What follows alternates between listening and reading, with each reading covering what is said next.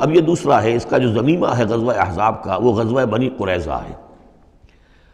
روایات میں آتا ہے کہ حضور نے غزوہ، جب یہ لشکر چلے گئے، غزوہ احزاب ختم ہو گیا، تو آ کر واپس گھر آ کر اپنے ہتھیار وغیرہ اتارے، زرہ اتاری،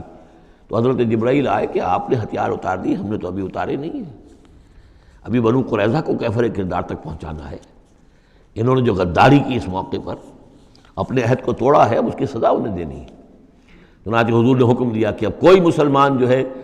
عصر کی نماز نہ پڑھے یا کوئی مغرب کی نماز نہ پڑھے، جو بھی کوئی وقت معین کیا، جب تک کہ وہ بنی قریظہ کے علاقے میں پہنچ نہ جائے۔ وہاں جا کر اب وہاں جا کے پھر ان کا گھیراؤ کیا گیا، محاصرہ ہوا۔ وہ محاصرہ بھی خاصا طویل ہوا، ان کا قلعہ بڑا مضبوط تھا، لیکن تنگ آ کر بالآخر انہوں نے ہتھیار ڈال دیے اور یہ کہا کہ سعد بن معاذ جو رئیس اوس تھے اور ان کے حلیف تھے، اوس کے قبیلے کے ساتھ ان کی پرانی جو ہے وہ حلیفی تعلقات تھے، حلیفانہ تعلقات، جو وہ فیصلہ کر دیں گے ہمیں منظور ہوگا۔ تو حضرت سعد بن معاذ رضی اللہ تعالیٰ عنہ، جو تورات میں فیصلہ لکھا ہوا ہے بد عہدی کا، کہ قوم اگر تمہارے ساتھ بد عہدی کرے اور اس کے بعد اللہ تمہیں ان پر فتح دے دے تو کیا کرو، اس کے مطابق فیصلہ سنایا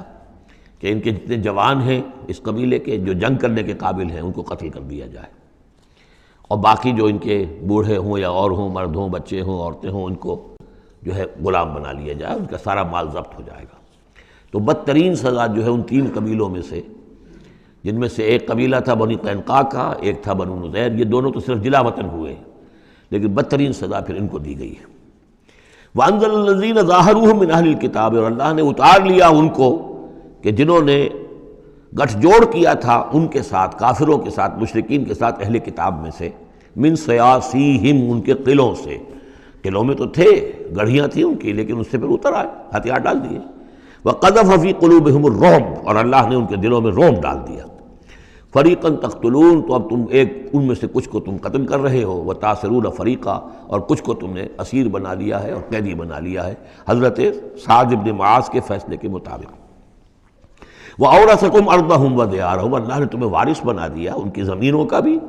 اور ان کے مکانوں کا، گھروں کا، ان کے قلعوں کا،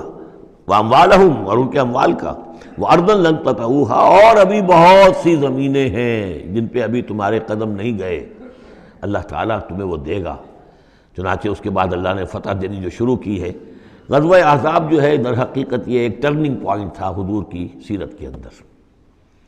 اس لیے کہ اس کے بعد حضور نے کہہ بھی دیا تھا، غزوہ احزاب کے بعد صحابہ کو خوشخبری دے دی تھی، لن تغزوکم قریش بعد عامکم ھذا، مسلمانوں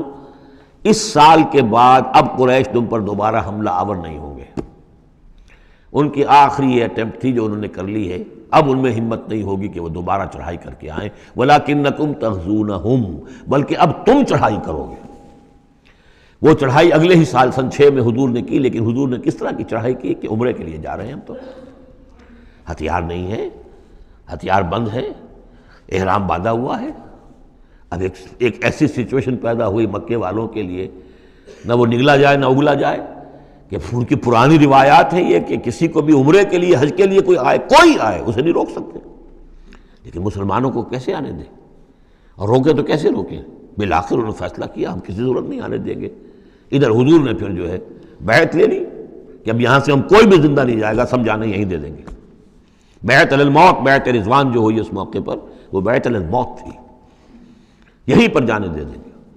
اس کی خبریں وہاں پہنچی تو ان کے چھکے چھوٹ گئے۔ بہرحال پھر صلح ہوئی، جس صلح کو کہا ہے اللہ تعالیٰ نے انا فتحنا لک فتحا مبینا، تو فتح کا جو ہے دروازہ کھل گیا ہے غزوہ احزاب کے فوراً بعد، اور اسی کی طرف اشارہ ہے وہ ارضا لم تطئوها، ابھی بہت سی زمینیں جن پر مسلمانوں تمہارے قدم میں نہیں پہنچے، تمہارے قدم نہیں پہنچے، ابھی تم نے گھوڑے نہیں دوڑائے ہیں، ابھی وہ تو زمینیں اب کہاں سے کہاں تک آپ سمجھیے کہ 30 سال کے اندر اندر کہاں سے کہاں تک مسلمانوں کی حکومت ہو گئی۔ تو وہ سارا اشارہ اس میں ہے، خاص طور پہ خیبر سن 7 میں یہودیوں کا گڑھ فتح ہو گیا۔ وَكَانَ اللَّهُ عَلَىٰ كُلِّ شَيْءٍ قَدِيرًا، اور اللہ تعالیٰ ہر چیز پر قادر ہے۔